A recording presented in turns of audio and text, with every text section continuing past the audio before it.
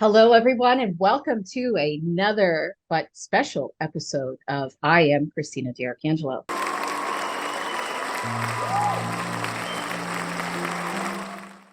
And today, I'm very excited to have Anil with me. You may have remembered Anil from a previous podcast that we've been on, talking about spectral telemonitoring. And today, the reason why Anil and I decided to join forces was because Anil is also on the Affinity Patient Advocacy Board. And we've been watching some of the patients and the things that have been going on out there in the medical society and healthcare itself. And we felt that perhaps it was time for us to come back on to talk a little bit about the telemonitoring. So thank you so much, Anil, for joining us today. Thank you, Christina. Thank you. It's great to have you because, we talk internally all the time about all the things that our telemonitoring can do and things that we've already started working on that have been helping patients, like the electronic data capture side of the platform and the ePro. We're running clinical trials through it. But what's cool about our enterprise solution is the fact that we are able to actually monitor patients 24/7. Do you want to talk a little bit about that, Anil? And then I could talk about the patient side a little bit and how there's the synergy and the connection piece to it. Sure, Christina. So I still remember, in 2020, you reached out me and my previous company to build a EDC platform, right? So that time I realized you're, the end-to-end vision to build a EDC along with the telemonitoring software with the remote patient monitoring aspect, right? So now I can understand, the vision you had that time. So now it's like it can be used for the regular, the physician's consultation, and at the same time it can be used for the clinical trial, patient visits. Now I can see like all dots are being connected, right? So it's a wonderful journey, Christina. Yes, it's been a wonderful journey because yeah. I know it's kind of crazy sometimes when I get these ideas in my head of like, well, we have the bots, right? And so they've been sitting here, just sitting here. And then we started working on the EDC and the ePro, right? And then once we really dug into that, then we started working on the telemonitoring. And I love the point that you brought up that this was 2020, guys. So when everybody was complaining about COVID, we were also working on COVID treatments, with the feds and everybody, and then ex-US and the Dominican. So we were doing that stuff, like nitty-gritty work. Even with the White House, one of the projects was involving the White House. We were building the telemonitoring and the ePro quietly at the same time. So thank you so much for bringing that up, because and as a team, we don't pat ourselves on the back and say, listen, we did this while everybody was sleeping or complaining or whatever they were doing. We were vision activated really with this COVID because we saw the breakdown in society based on a virus. I mean, we all went into lockdown. I mean, it was horrible. We couldn't see. I mean, I still haven't met you face to face yet. We've only been on Zooms. We've been working together through Zooms and texting, Right. So I'm really excited that, we did it, right? And we were vision forward. Regarding the technology, right? So when you explained this concept, so I was very keen and particular about the technology stack, what we are going to use, right? Because I was 100% sure that eventually hundreds of studies will be going through this platform, right? And thousands of small and mid and large sized hospitals will be use this platform for the telemonitoring and the consultation, right? So we are talking about hundreds of thousands of patients in the system. So Right. the back, the database, the architecture, and everything is like built for scaling. So that is taken care of. It is secure. We are, HIPAA compliant, and all other personal health information, everything is, properly managed in the system. Exactly. So even with our telemonitoring system, y'all, how it works is just like we did with the clinical trial side, because remember, we started with clinical trial side first, then we built the telemonitoring side, right? Right.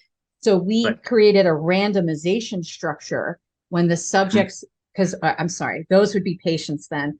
When patients come into telemonitoring, they're randomized. So what that means is they're identified by a code and their initials. So we, as a company, and Neil, me, and everybody else that supports us, there's a lot of people we have supporting us. It's not us doing this. There's all these people that are behind us.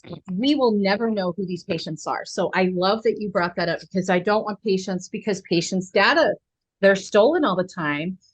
I'm sure you've gotten stuff in the mail, Anil, because you've gone to a doctor, then there was a compromised thing, or your phone, T-Mobile, all these companies have had problems.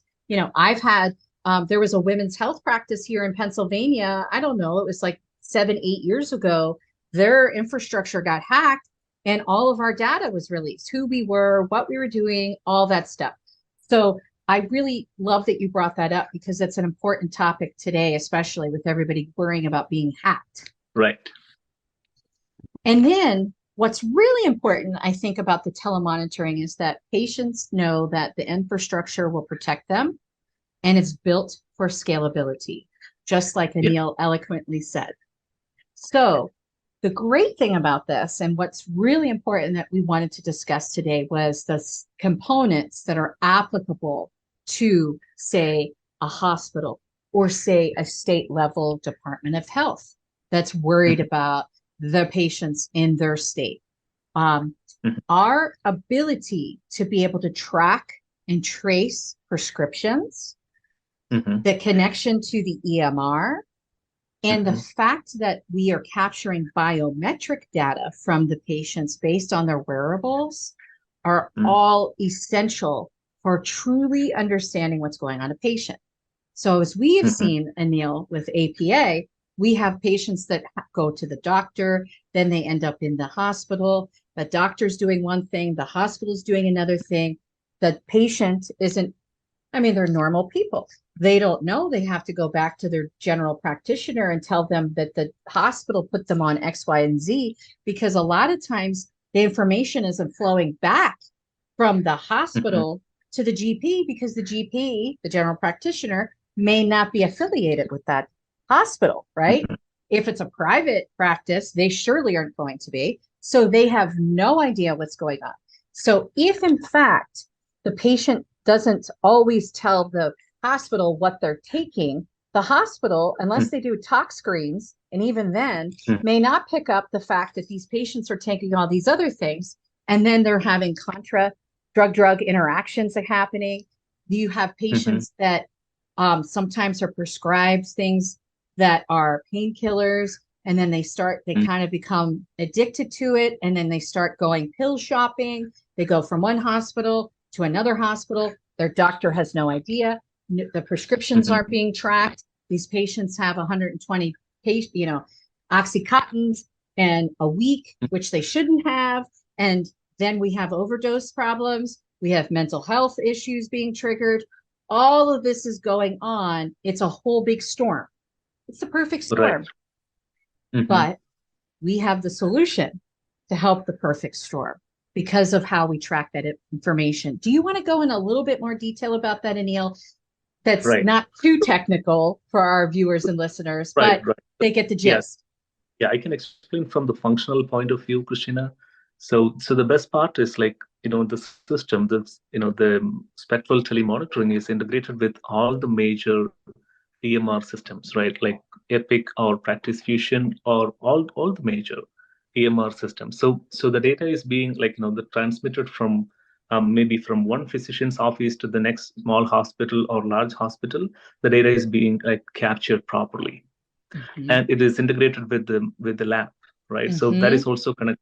The requisition, the lab work requisition is also part of the system. The results are coming through the system, so that each hospitals or the physician, they can see the data, right? So it's all integrated into the platform. I love that you brought that up, because I forgot about the lab part. That's one of the most important parts. And the remote patient monitoring through the wearables, the wearables, app or any other spectral custom digital wearables, or through other Omron or any other certified remote patient monitoring devices, like to measure the blood pressure or any other, critical parameter. ECG, yep, ECG. stress, Yeah. exercise, sleep, Right. because as a physician, I'm sure physicians who may be listening or viewing us Hmm. understand what we're talking about because they deal with these patients every day, right? And you Yeah. go into the doctors and you say, and the doctor goes, "How have you been sleeping?" Right? They Hmm. always ask. And you go, I guess okay. And well, how many hours are you getting? Oh, I think I have 4 or 5, say 7 hours, right? It always goes up, right? Because they don't really Yeah. know because they're not tracking that.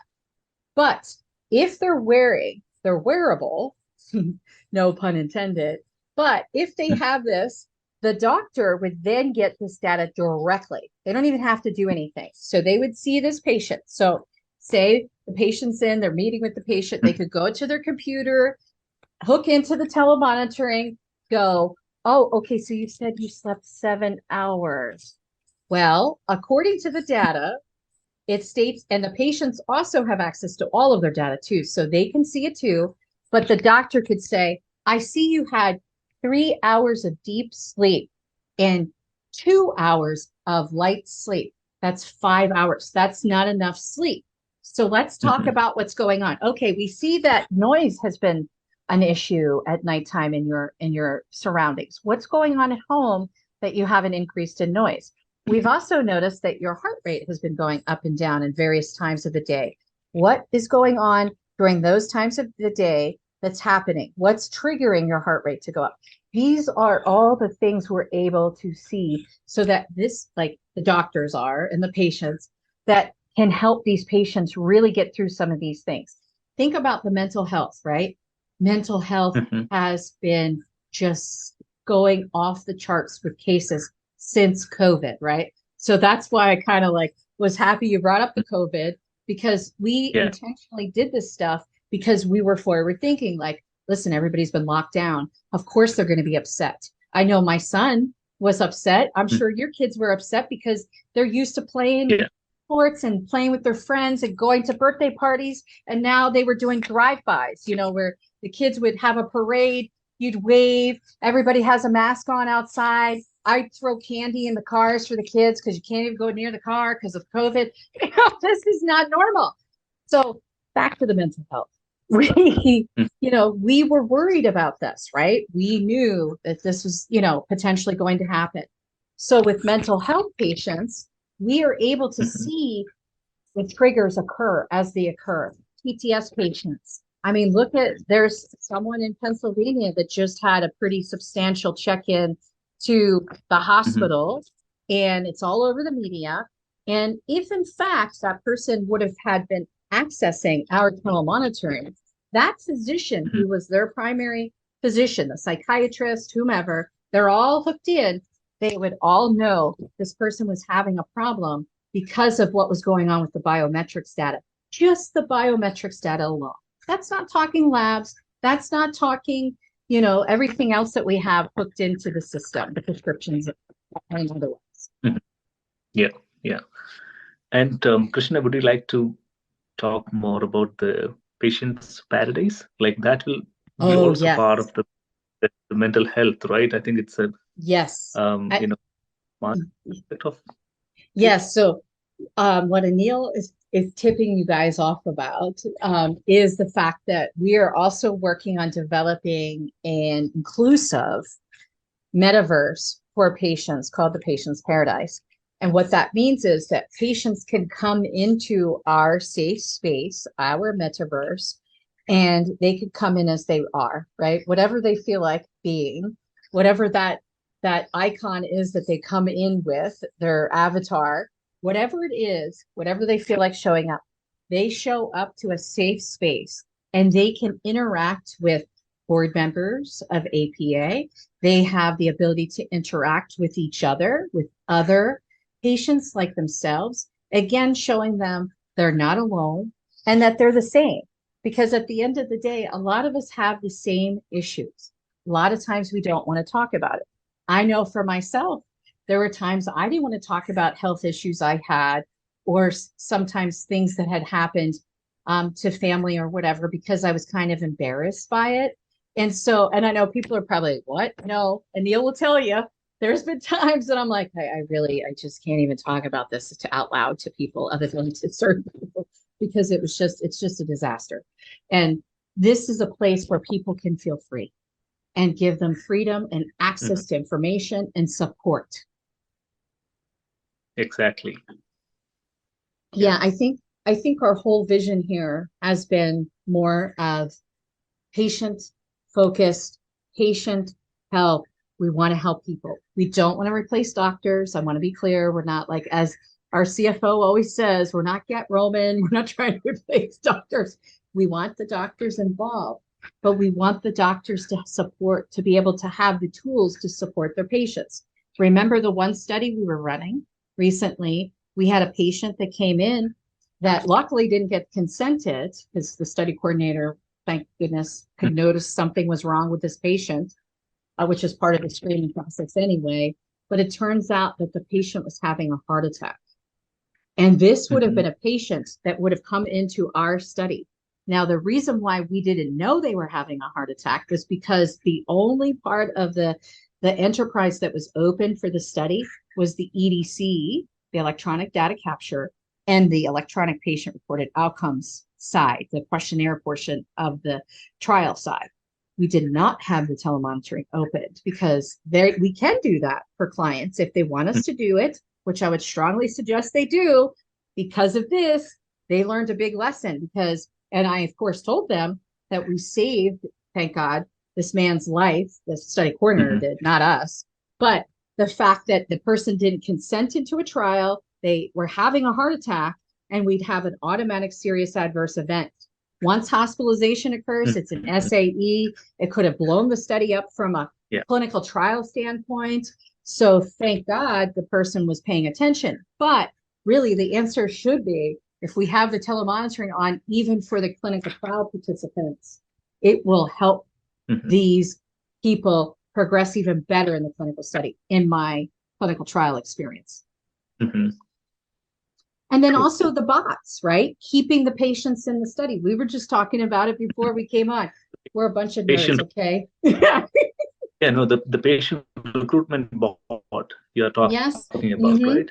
Yep, the patient recruitment bot. Yes, identify the right patients, conduct the pre-screening, questionnaire, and finally bring them to the study, right? So I think that is also part of this entire ecosystem. So EDC, clinical trial, bot for to onboard patients, and the telemonitoring that completes the the entire subsystem. And then retaining the patients, right? Retention. That's what we were talking about too. Retention is really important. Pharma companies and biotech spend a lot of money finding the right patients, working with the sites and all this stuff, right? And doing what they're doing. But to retain the patients are essential.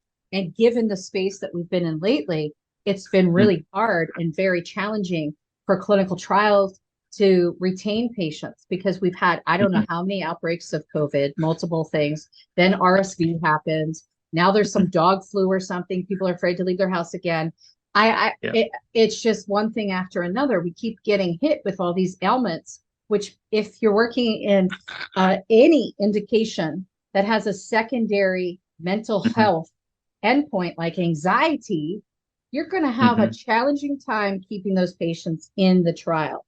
So if we turn on our bot that we mentioned can help pre-screen, we call him a he, because he's Canabot or Dr. Bot. They're boys, they're brothers. One of those bots could come on and talk to the patients regularly to keep them engaged, like especially if we're hooked into the telemonitoring, right? So if their heart rate's going up, we would then know it, right? If everything is hooked into the telemonitoring and we have the study running at the same time, the bot could come on and say, is everything okay? Yes or no? No. What's going on? And then we can have the bot fire to the doctor or the study coordinator, really, because they really are the ones who talk to people. And then they can call the subject directly, because remember, there's a randomization code that's assigned, and the doctor personnel knows who's behind that number. We don't. I think I think these are all great points that we brought up today, Anil. I feel like we're, really it was good for us to have like a full circle discussion again, because the last time we talked a lot about what we are doing, but Mm-hmm. now this is more of a kind of a podcast to say, listen, we understand, Mm-hmm. we see what's going on, and we can help you with our solution. Correct. Exactly. Well, I want to thank you for coming on again with me today and taking time out of your busy schedule to discuss this very important topic, because it's important. And, we've Yeah. seen things personally, we've seen Right. things through the patient advocacy side of the Yeah. firm, where there's been some things that have been very challenging for our patients. So we Right. know that the Yeah. telemonitoring is really the way to go. Yeah. So thank you so much, Christina, for inviting me. And I know your passion for patients through, Affinity Bio Partners and patients advocacy and so many aspects. And some of them are not for profit, right? So you're doing it for patients. So that's For a free. Hmm. what for. So so that not for profit is the major thing. Like why I'm more interested and keen, like what you are doing for the patients, right? So Yes. yeah, always I'm available anytime we can discuss more. You know, as we build the platform for the patients, more exciting things are on the way. Metaverse for the patients Yes. paradigm, so many things, right? We are very excited. We've been patient. Neil and I, we've been Yeah, really patient because there's a yeah, lot of things that we want to do, and we have to stage ourselves just like you stage yourself in a tech environment. yeah, I've now learned CD's had to learn to stage herself again because I want to right, go.